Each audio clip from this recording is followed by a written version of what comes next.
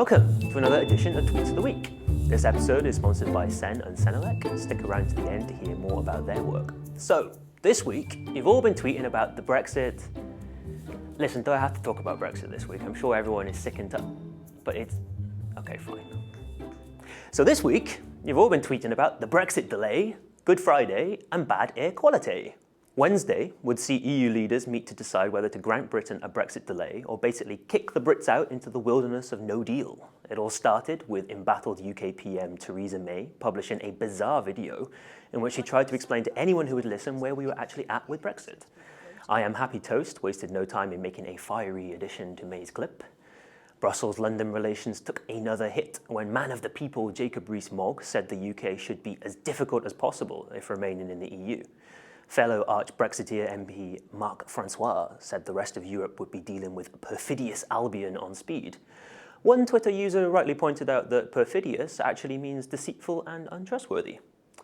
Future historians, when chronicling Brexit, will surely be baffled by the bizarre terminology it has thrown up. Fears that the UK would make a nuisance of itself led to the coining of the Sincere Cooperation Clause, while Adam Fleming came up with the ejector seat. Flexible extension was condensed down into the simply horrendous flextension, which pushed Ian Dunt to plead with everyone to just use proper words for things. Unfortunately, Euractiv can't really take the high ground on this one, thanks to the fact that we were directly involved in coming up with Brexit. So, sorry about that. As a brief interlude to the Brexit shenanigans, the EU Commission revealed the first ever picture of a black hole. Twitter, of course, wasted no time in making cracks about the UK, with Elliot Higgins sniping that we're now more certain about what a black hole looks like than what Brexit looks like. So Wednesday evening arrived.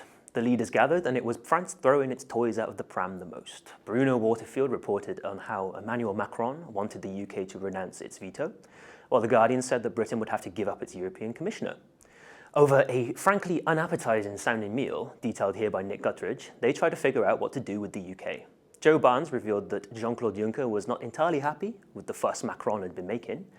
And just like that, the spectre of no deal evaporated. Council boss Donald Tusk unveiled a new exit date of the 31st of October and made an impassioned plea to Westminster not to waste its time. Unfortunately, that didn't really last long, as Sam Coates pointed out that MPs will not be back to debate anything until after Easter. One thing we do at least know is that the UK will probably have to take part in the EU elections in May. The Lord Mayor of Sheffield, Majid, has already said he will stand as an MEP. Majid rose to prominence last year when he dubbed Donald Trump a waste man and banned the US president from his city. But this week was more significant than just the Brexit that never was, as the Good Friday Agreement turned 21 years old. MEP Maritya Shankar said that the preamble in the peace treaty should have been read out at the Brexit summit, while John Hyphen shared a copy of the agreement that includes a very special signature by Sinn Féin leader Gerry Adams. If you want to learn more about Northern Ireland and its border with the Republic, then check out Beatriz Rios and Mike Ball's great documentary here. This is all a bit heavy though, isn't it? It's hard not to agree with bearded genius and yearn for a simpler political time when Francois Hollande had an entire year of bad handshakes. If any of you have been feeling a bit under the weather this week, there might be a reason other than Brexit. Air pollution in Brussels skyrocketed thanks to traffic, agriculture and bad weather. John Stone said the conditions were absolutely awful and that motorists were completely oblivious to the plight of pedestrians.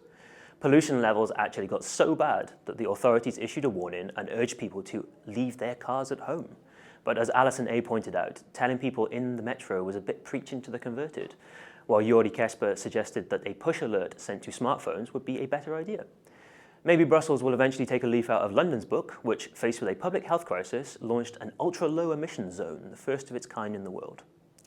This week, we were supported by Sen and Senelec. Check out their tweet here to learn all about how setting standards is essential to how the EU actually functions. Tune back in next time for more tweets. Now, if you'll excuse me, I have to go home and I don't really fancy my chances out there. Bye!